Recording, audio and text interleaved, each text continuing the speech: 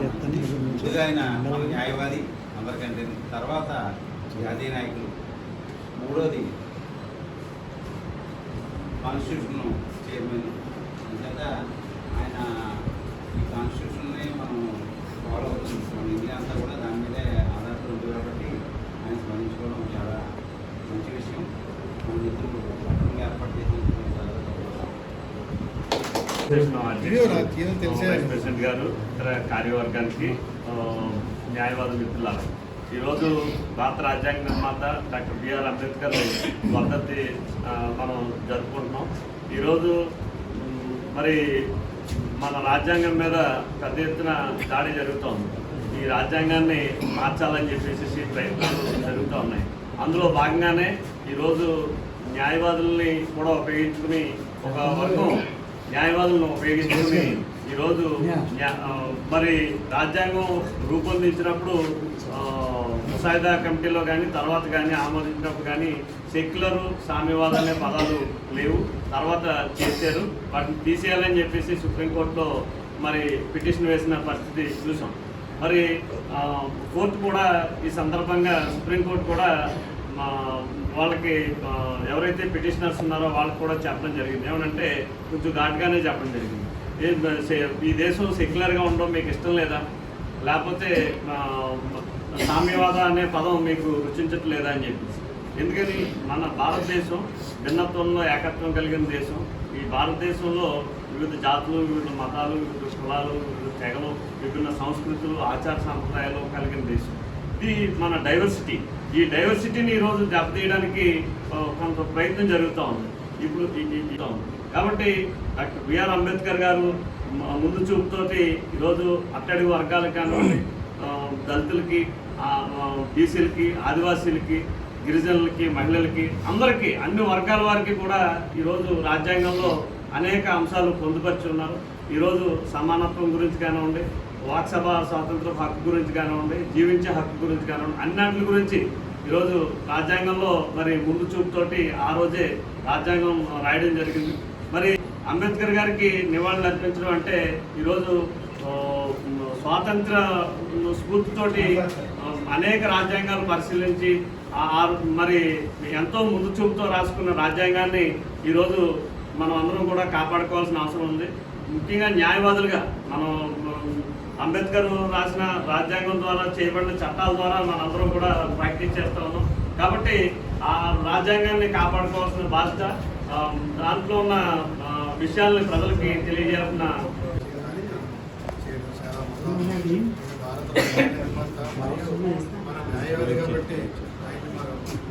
స్మరించుకోవాలి. ఎప్పుడైనా భావితరాలు కూడా ఆయన స్మరించుకుంటూ, ఆయన నెమరు వేసుకుంటూ మన జీవితం ఇలాగా సాగించాలని కోరుతూ ఈ అవకాశం ఇచ్చినట్టు మన భారత ప్రజలకు అందరూ కూడా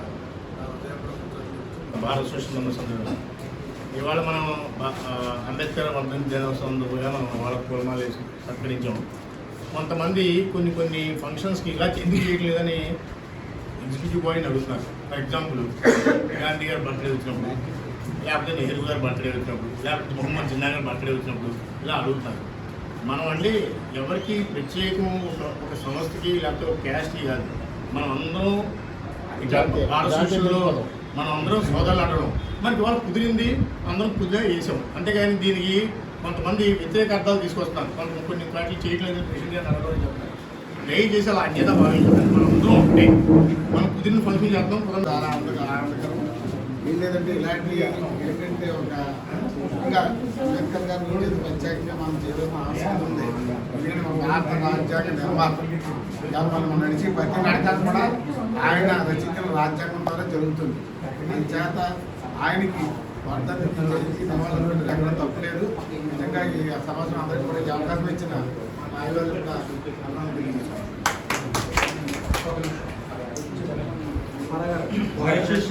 మెంబర్లకి, అదే మా పెద్ద దిక్కైన ప్రెసిడెంట్ గారికి, రెండో దిక్కైన వైస్ ప్రెసిడెంట్ గారికి చిన్న మనవి అంబేద్కర్ గారు జయంతి రోజున, వర్ధంతి రోజున కూడా మనం ఖచ్చితంగా ఈ సోదరులు ఎవరు జప్తి చేయకుండా కూడా మనమే చేయాలని నేను కోరుకుంటున్నాను. బిఆర్ అంబేద్కర్ గారి యొక్క జయంతి వర్ధంతి కార్యక్రమాలు చేయడం చాలా ఉన్నతమైనది, చాలా అవసరం అది. ఎందుకంటే మనం ప్రతిదాన్ని మనం పుట్టినరోజు చేసుకుంటాం. పుట్టినరోజు చేసుకుంటే ఆ రోజు మనం ఒక చెప్తే అదొక ఫంక్షన్ గుర్తుండిపోతుంది. అలాగా మిగతా రోజుల్లో మన బిజీలో మనం ఉన్న ఆ వేళ ఆయన నివాళులు అర్పించడం అనేది తప్పనిసరిగా ఉండాలి. కంపల్సరీ ఈ రోజు కూడా సరే ప్రెసిడెంట్ గారు నివాళులు అర్పించడానికి ఒక మౌనం పాటిస్తే ఆయన ఆత్మశాంతి కలుగుతుందని కూడా నేను కోరుకుంటున్నాను.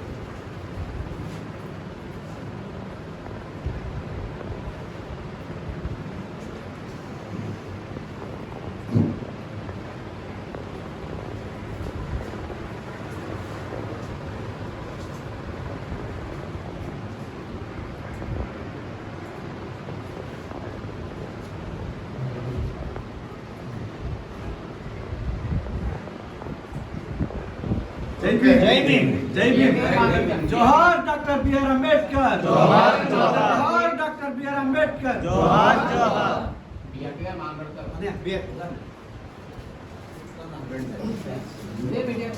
రోజు అంబేద్కర్ గారి వర్ధంతి సందర్భంగా మన న్యాయవాదులందరూ ఇక్కడ సన్నిహితమయ్యి ప్రతి బార్ అసోసియేషన్ తరఫున ధన్యవాదాలు తెలియజేస్తాను. ఎందుకంటే ప్రపంచంలోనే అత్యంత విద్యావేత్త అనేది పేరు భారతదేశానికి గర్వపెట్టిన డాక్టర్ బిఆర్ అంబేద్కర్ గారు అని చెప్పేసి ఈరోజు కూడా ప్రస్తుతం ఆయన ఉన్న పేరు ఇంకా ప్రపంచంలో ఎవరికి రాబోదు కూడాను. అంత గొప్ప వ్యక్తి ఈ భారతదేశం గడ్డ మీద పుట్టినందుకు మనమందరూ కూడా ఆయనకి సదా రుణపడి ఉన్నాము. ఎందుకంటే దేశ ఖండాల్లో కూడాను మీరు ఎవరంటే అంబేద్కర్ గారు పుట్టిన గడ్డ మీద వచ్చేందుకు చాలా గర్వకారణం అని చెప్పేసి ఇప్పుడు కూడా అనుకునే పరిస్థితి వస్తుంది. ఆ విధంగా అంబేద్కర్ గారిని ఎంత అనుకున్నా సరే మనం తరగని ఆస్తులకు అయినా అందరికి చాలామందికి ఆస్తులు ఉంటాయి, కానీ ఆయన తరగని ఆస్తులకు ఇంత విద్యావేత్త, ఇంత గొప్ప తాత్వికవేత్త, రాజకీయ నీతిజ్ఞులు ఇంకెవరూ లేరని చెప్పాలి. మనం అంత మహావ్యక్తి మన దేశంలో పుట్టడం చాలా సంతోషం. ఇంకోటి ఏంటంటే మనం స్వతంత్రంలో జాతీయవాదులు ఎంతమందిలో శ్రమించారు, పోరాటాలు చేశారు. అది ఆగస్టు 15, 1947గా గుర్తుకుంటాం. కానీ ఈయన రాసిన రాజ్యాంగం వల్ల మనం ప్రతిరోజు ఆయన రాజ్యాంగ స్ఫూర్తితో ఆయన రచించిన రచనతోనే మనం ప్రతిరోజు దైనందిన జీవితం జీవిస్తామనేది ఆయన రెగ్యులర్గా ఆయన్ని మనం స్మరణ చేసుకోవాల్సిన అవసరం ఉంది. ఆయన యొక్క కీర్తి మన జీవితంలో మనకు ప్రఖ్యాతిగా ఉండాలని చెప్పి కోరుకుంటూ ఈ అవకాశం ఇచ్చిన